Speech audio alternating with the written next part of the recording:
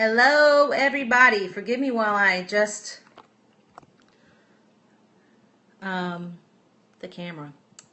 So, let me welcome you. My name is Beth Bond. I am with Southeast Green. I am the curator of sustainable news, and sometimes this is a little more challenging than you think. So, I wanted to talk today about recycling glass. For those of you who don't know me, I am the curator of sustainable news. In Southeast Green, we cover 13 states in the southeastern U.S. We cover all of the southeast, so from Florida to Texas to Virginia and Maryland. That phone's going to ring one more time. Yay, one more time. Okay, that should be it. Sorry about that.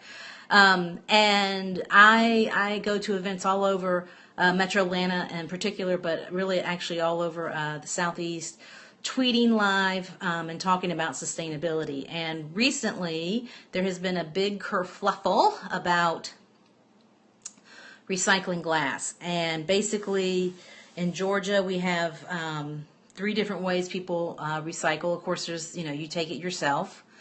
And then we have recycling offered through local jurisdiction, governmental jurisdiction. So I live in DeKalb County, and DeKalb County has recycling. City of Atlanta has recycling. Decatur has recycling. But then a lot of people in sort of the broader metro region, they actually pay a hauler to come. So the county does not handle recycling glass.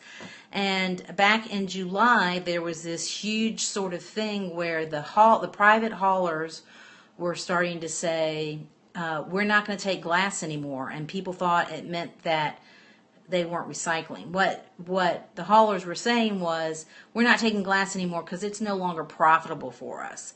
So I spent an entire day at the Georgia Recycling Glass Conference learning about the marketplace and everything. And so I wanted to talk about what we need to do in regards to recycling glass. Okay, so the first myth is that we can only recycle clear glass. That is not true. Brown and green glass is totally acceptable. Blue glass, though, can be an issue.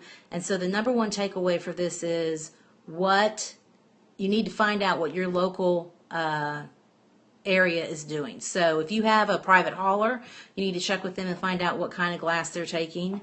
If you're doing it through your local government, they will be able to tell you what kind of glass they can take. And then if you are doing drop-off, then there's directions. So a lot of people here in DeKalb County drop off at the DeKalb Farmers Market, and they take 3 different types of glass. They take brown, clear, and green. And they have brown trash cans, they have clear trash cans, and they have green trash cans. So no, they do not pay me in Georgia. Now, there are some states that take a bottle deposit. So Michigan is one of them, I know for sure, but we do not foresee bottle deposits happening in Georgia. And based on my conversation with people at the glass recycling conference, we will not see bottle deposits because it adds money to the recycling. You just put in your recycle bin and they take it. Where are you? Oh, you're in Gwinnett. Well, that's good. But a lot of the haulers out in Gwinnett are not taking glass anymore. And what's happening is glass is contaminating the rest of the recycling stream. Like, it's really easy to separate the plastics from the paper. I know, it's crazy. It is absolutely, exactly. So what happens is in single stream recycling, all this stuff gets tossed together, and of course what happens to the glass? It breaks. And it goes to a MRF, which is a material resources something acronym, and it gets separated. So the first thing they do is they put it through this big tumbler, and and that means many more of us are recycling because we're not asked to separate it. But the problem is with the separation, there's becoming more contamination, right? And with the contamination, then people are saying we don't want glass, because what happens is you put a whole bottle, let's say you put a whole bottle in your glass recycling, and it's fine, and at some point it breaks, And that's when the real problems start to happen. So what happens at the MRF is it comes through a tumbler, and they have this screen at the bottom of the tumbler, and anything that's smaller than 2 inches in diameter, thank you so much for the hearts, I appreciate it, falls through the bottom, and a lot of that is glass. But it's also the other thing, which is I found really, and this is so funny because this just happened to happen. The big problem with glass contamination is the paper. Now, a lot of people say, oh, you can put shredded paper in. Now, in DeKalb, we have a separate bin for paper versus the other. So we have a bin for paper, and then we have a bag that we put the glass and everything in. So DeKalb has made an announcement that they want you to put the glass in. They're going to have 6 spots because when glass is kept separate, the more likely it is to be recycled. And this stuff, right? The stuff that is so much fun, but that's what's messing up the glass recycling is the paper. And that's why a lot of haulers stopped taking it, because it was coming into contaminated, and then they were losing their margins. So, but this is about why you should recycle glass, but it might be a little more challenging than we're used to. So, you should recycle your glass because glass and aluminum are infinitely recyclable. So that's really cool. And it's not like plastic. Plastic's not infinitely recyclable. Paper is not infinitely recyclable. And when we mean infinitely, they can take this glass and they can melt it down and they can create new glass. And there was a guy there that was speaking about how much glass he needs. He needs 10 train loads, not train cars, 10 train loads of glass every single day so they can create recycled glass. So it's really critical that we get this right, and it's important for people to educate the consumers. Exactly.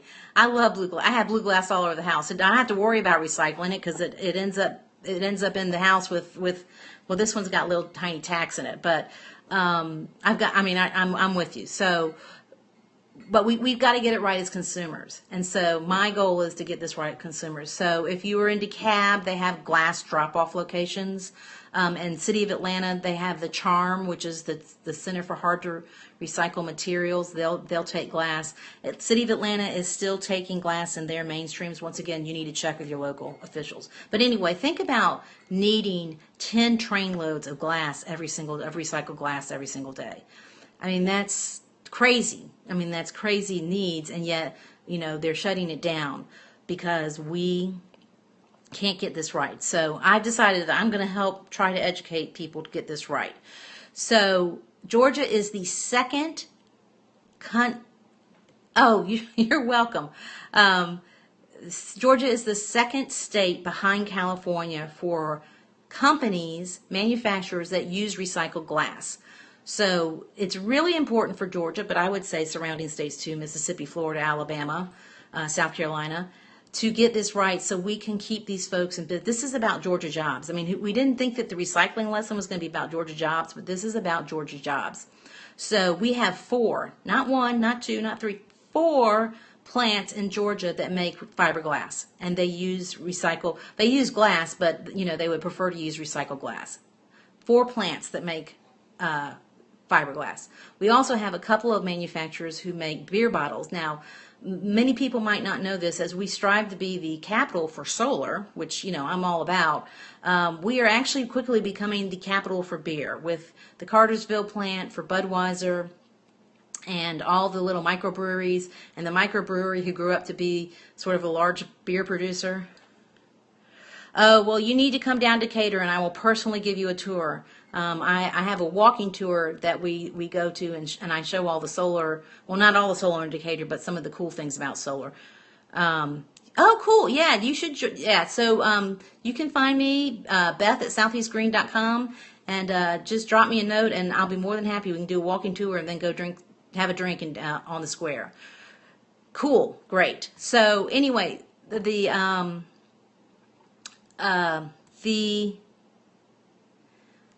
even better. Even better. So back to the reusers. So Sweetwater clearly uses a lot of beer bottles, right? And so, they will buy beer bottles and they want recycled content, but the only way to get recycled content is to get it back. So, I hope that people have found this helpful. The one other thing that I want to touch on is people do understand the value of glass and that it is recyclable, but don't be discouraged. Make the effort to, store it in a bin in the backyard or whatever, and get it to your local drop-off point if your folks aren't taking glass anymore. And that will be very helpful for everyone. The other thing is we need to be thinking about how do we make sure that the people of the largest consumers of glass, which would be bars, are recycling. And so, we will never mandate, or I don't believe we'll ever create a mandate for recycling glass. But that means we as consumers need to really encourage anyone who's got large bars that they should have recycling, because those beer bottles are gold, and that's the best way to get the largest amount of glass that is not contaminated to the glass remanufacturers. So if you are a patron at a local bar, go on and ask. Say, hey, are you recycling glass? Hey, you need to consider recycling your glass, and they will find that it will actually help them in their tonnages, that if they recycle, they should see a reduction in the cost of their hauling for trash. And if they don't see a reduction, at least they can feel good about helping support the circular economy.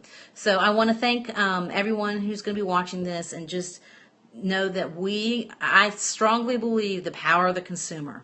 So we can fix this, and we just need to be a little more engaged. We need to be better educated, clearly. And if we will do all those things, then we can get this glass issue resolved in Georgia. Thanks so much. And don't forget, you can follow me on Twitter, Beth S.E. Green. You can also follow me on Instagram, and clearly following me here on Periscope would be great. Sharing would be greatly appreciated as I try to spread the word. And you can always go to Southeast Green 24/7 and get the latest sustainability news for the Southeast. Thanks so much.